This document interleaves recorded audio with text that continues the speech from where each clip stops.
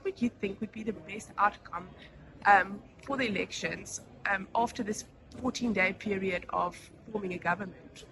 I think the best outcome for South Africa, for the best interest of South Africa, would be for a government of national unity, which would involve the ANC and would involve the multi-party charter or components of the multi-party charter, which the Democratic Alliance, Card Freedom Party, Freedom Front Plus, and so on. So that group. I think that really, because what would then happen, it would be a moderate government.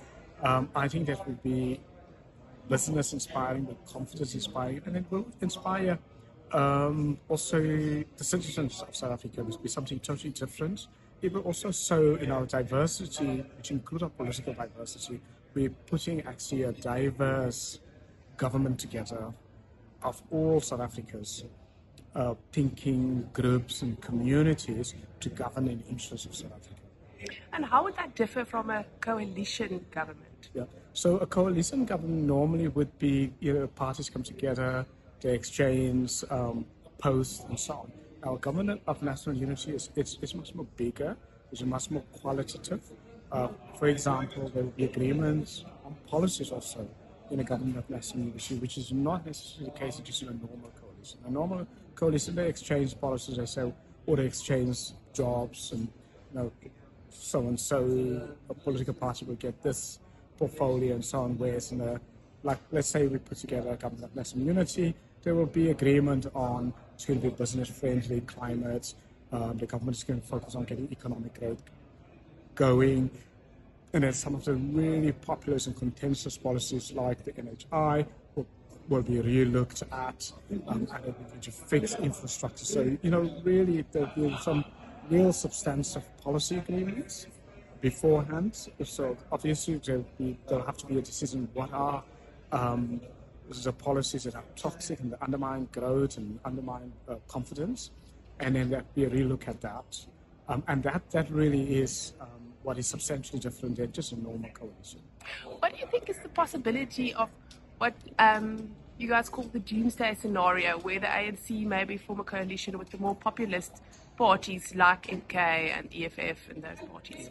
Sadly, there is a real possibility that we may have a doomsday coalition which would involve the ANC and Economic Freedom Fighters and maybe a smaller party, Al-Jamaa or even Good, and the Patriotic Alliance, so it's a grouping around the country. For me, that would be very popular. So most probably South Africa's most populous government. If that government comes to pass, it will be the most populous government and so on. So in that scenario, really from an economic point of view, we won't get economic growth that we need. We need a 6% growth rate just to deal with some of the unemployment, poverty, or development issues and so on. So we're not going to get that.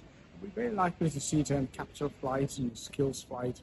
And because this grouping together, they very anti-business, and they be together anti-business, and they want to create new state-owned companies, nationalize the Reserve Bank, and create and even nationalize banks and mining companies. That's what the EFF says they want to do.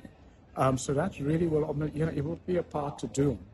And for voters who voted for change, because voters have voted for change, that's why they actually got to the 40% floor. It will cause so much pain. On a practical level, what can still be done? I mean, we've voted now, but do we still have something that we can do to influence the process? I think it's very important. Citizens can still influence the process. I mean, they can make their voices heard and call for a prosperity coalition, a coalition of common sense parties, not a coalition of the wild people, wild politicians, irresponsible politicians, and the populists, because that really is a doomsday. I mean, I know we use the word doomsday, but it's real. If we're going to have a populist coalition with the ANC, it's a job. If we now have unemployment of 42% in 5 years, we may have unemployment of over 50%. So it's real. And if we now have public services not working in 5 years under doomsday coalitions, it would be terrible. So it is very important that citizens actually make their voice heard. If in business, they have to come out almost every day calling for prosperity, government, so a government of national unity.